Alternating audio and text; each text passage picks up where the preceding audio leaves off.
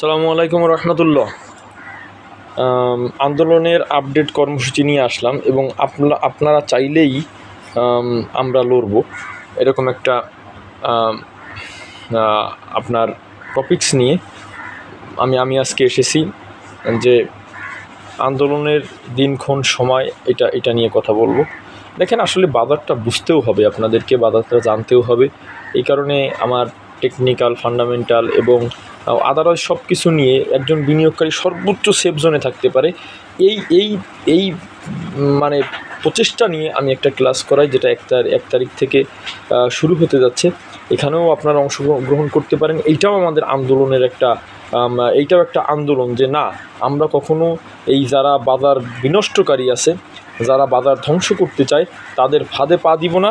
এই জন্য কীভাবে আমরা মেকানিজম করে আমরা আমাদের বিজনেসটা করতে পারি, আপনারা এখানে অ্যাটেন্ড করতে পারবেন, দুই একটা ক্লাস দেখেও নিতে পারবেন। দেখেন, একটা বিষয়, আন্দোলনের রূপরেখা, আন্দোলনের কর্মসূচি এবং আমরা আপনাদের জন্য লড়ব যদি আপনারা চান। সেই ক্ষেত্রে আমি একটা কথা বলেছিলাম গত ভিডিওতে, আমার নম্বরও দেওয়া আছে। আমরা তো সাধারণ বিনিয়োগকারী রে ভাই, আমরা আমরা আমরা কোনো বড় বিনিয়োগকারী না, আমরা কোনো বড় বিনিয়োগকারীদের সঙ্গে জড়িতও না। আমরা একেবারে নগণ্য সাধারণ বিনিয়োগকারী, নগণ্য সাধারণ ইনভেস্টর। সেই জায়গা থেকে আমি একটা কথা বলবো, দেখেন এই যে বর্তমানে বর্ষার মৌসুম চলতেছে, এই প্রচণ্ড বর্ষার মধ্যেও আমি আপনাদের সাথে এই বিষয়টা শেয়ার করার চেষ্টা করতেছি যে একটা বিষয় স্পষ্ট হয়ে যান, একটা বিষয় স্পষ্ট করতে চাই আমি। সেটা হলো আমি চাই যে আন্দোলন আপনাদের জন্য আমি লড়তে চাই এবং আপনাদের জন্য কথা বলতে চাই, আমরা কথা বলতে চাই। এইটা কিন্তু কখনোই আপনাদের পার্টিসিপেন্ট ছাড়া হবে না। দেখেন, আজকে তারা আমাদের দুর্বল মনে করে একটাই কারণে, যে আমরা একত্রিত হতে পারি না। অনেক বড় বড় সংগঠন আমি দেখেছি, তারা আন্দোলন করে ওই মতিঝিলের ওইখানে অল্প কয়েকজন মানুষ, 15-20 জন 25 জন মানুষ হয়, আর কোনো লোক হয় না। কিন্তু এইখানে সাধারণ বিনিয়োগকারীদের ইনভলভ ছাড়া, পার্টিসিপেন্ট ছাড়া আমি নেমে লাভ কি, আপনি নেমে লাভ কি, কেউ কোনো লাভ হবে না। অতএব আপনাদের দেখেন, আমি এখন পর্যন্ত আপনার 8 থেকে 10 জন মানুষের একটা লিস্ট পেয়েছি। আমার হোয়াটসঅ্যাপ নম্বর দেওয়া আছে, আপনারা আমার সঙ্গে যোগাযোগ করেন, মোবাইল নম্বর দেওয়া আছে। আমি লিস্ট করব, যদি আপনারা আসতে চান স্বতঃস্ফূর্ত একটা পার্টিসিপেন্ট আমরা পাই, তাহলে দেখেন আমাদের কর্মপদ্ধতিটা কেমন হবে। আমি এর আগে একটু বলে নেই, আমি কিন্তু আপনাদের জন্য কথা বলতেছি, আপনাদের জন্য দূর থেকে যাচ্ছি। এবং আমি যখন মানববন্ধন করেছিলাম, কেউ কিন্তু আমার সাথে আসেনি, 4-5 জন আমার একেবারে ক্লোজ যারা ছিল তারা ব্যতীত। সেইখানে 6-7 জন হবে। এইখানে যদি আমাদের স্বার্থের জন্য আমরা একটু স্যাক্রিফাইস না করতে পারি, আমরা 1-1.5 ঘন্টা 2 ঘন্টা সময় যদি স্যাক্রিফাইস না করতে পারি, তাহলে তো হবে না ভাই। আর দেখেন, আরেকটা মেসেজ আমি আপনাদের দিতে চাই, আমরা এইভাবে কোনো আন্দোলন করব না যে আমরা মতিঝিলের সামনে দাঁড়ালাম, ওইখানে কেউ বসেই না, কি হবে? কেউ দেখে না, কোনো রিপোর্টার যায় না, কোনো সাংবাদিক যায় না। আমরা খিলক্ষেতে দাঁড়ালাম, খিলক্ষেতে তারা নাকি দাঁড়াতেই দেয় না। অতএব দেখা গেল যে ওইখানেও আমরা কমফোর্টলি করতে পারবো না। এই জন্য আমরা তৃতীয় একটি স্থান ফিক্সড করেছি। আপনাদের যদি থাকে, আমরা প্রেস ক্লাবের সামনে আমরা একত্রিত হব। এইটাই আমার সিদ্ধান্ত। এবং এই সিদ্ধান্তকে মেনে নিয়ে যারা আসতে পারবেন, কারণ মতিঝিলের সামনে সাংবাদিক নাই, রিপোর্টার নাই, মানুষ হয় না। এই খিলক্ষেতে তারা নাকি, আমি খবর নিয়েছি, তারা নাকি দাঁড়াতেই দেয় না।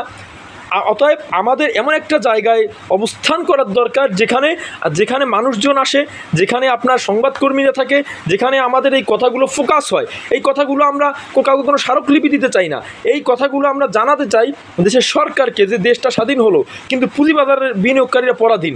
যেখানে মার্কেট ছিল সেইখান থেকে মার্কেট আরও ডাউনে। অথচ একজন নাকি শুনলাম, আমাকে একজন করে গতকালকে লাইভে বললো, একজন বলতেছে এইখানে লস করা সম্ভব না। তার মানে মানুষ অলরেডি লসের মধ্যে আছে। একজন ফোন করে আমার কাছে কান্নাকাটি করলো, সে মতিঝিলেই ট্রেড করে, আমার সঙ্গে কান্নাকাটি করলো, ভাই আমি একেবারে শেষ।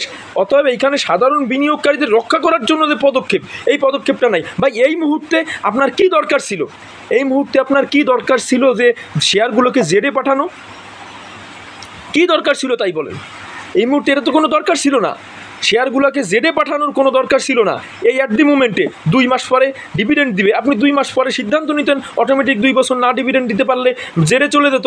কিন্তু কোম্পানির বিরুদ্ধে ব্যবস্থা না নিয়ে, বিরুদ্ধে ব্যবস্থা না নিয়ে মনে হলো বিনিয়োগকারীদের ক্ষতি করার জন্য একটা ব্যবস্থা আপনি নিলেন। কেন নিলেন? এটা কাদের স্বার্থে নিলেন? আপনার মার্কেটে আপনার বিনিয়োগকারী আনার কোনো পরিকল্পনা নাই।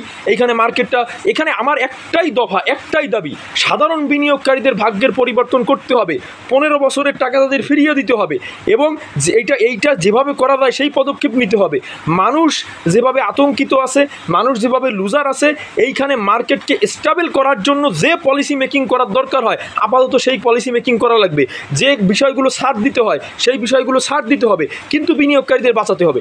এই কথাগুলো বলার জন্য আমি অনেক আশা নিয়ে ভিডিওটি করেছিলাম। আমার ভিডিও দেখেছি অনেকে, কিন্তু সহমত, আপনার সাথে আসি, আপনার পাশে আসি, আপনাকে সমর্থন করি, এরকম কমেন্টস যারা দেখবেন আমার ভিডিও বলতে ভরপুর, কিন্তু আসতে পারবে আমার নম্বরটা দেওয়া, হোয়াটসঅ্যাপে একটা মেসেজ দিয়ে দেন ভাই, আমি আপনাদের পার্টিসিপেন্টের উপরে ডিপেন্ড করে আমি ওইখানে যাব। অতএব আমাদের প্রোগ্রাম যদি হয়, এখনও বলতেছি যদি আমরা করতে পারি, আপনাদের পার্টিসিপেন্ট যদি সন্তোষজনক পাই, তাহলে প্রেস ক্লাবে হবে। আমি ইনশাল্লাহ আমি আপনাদের এতটুকু বলতে চাই যে আমি আজকে রাত 8টা পর্যন্ত আমি দেখব, 8টার পরে আমি কনফার্মেশন দিয়ে দিব যে আমাদের প্রোগ্রাম হবে কি হবে না। 8টার পরে কনফার্মেশন দিয়ে দিব আমাদের প্রোগ্রাম হবে কি হবে না। এইটা পার্টিসিপেন্টের উপরে ডিপেন্ড করে আমরা এই প্রোগ্রামটি করব। আবারও বলতেছি, পার্টিসিপেন্টের উপরে ডিপেন্ড করে আমরা এই প্রোগ্রাম করব, এবং আমরা যদি প্রোগ্রাম করি এটা প্রেস ক্লাবেই করব। সকলে ভালো থাকবেন, সুস্থ থাকবেন। আমি আমার এই কথাগুলো চালিয়ে যাব, আমার লাইনে, আমার প্ল্যাটফর্ম দিয়ে আমি চালিয়ে যাব। যদি আমি ওখানে নাও যেতে পারি, এবং আমি চেষ্টা করব বিনিয়োগকারীদের কথা বলার জন্য কি স্পেস, কি অবস্থা আমি তৈরি করতে পারি। সকলে ভালো থাকবেন, সুস্থ থাকবেন। আসসালামু আলাইকুম রহমতুল্লাহ।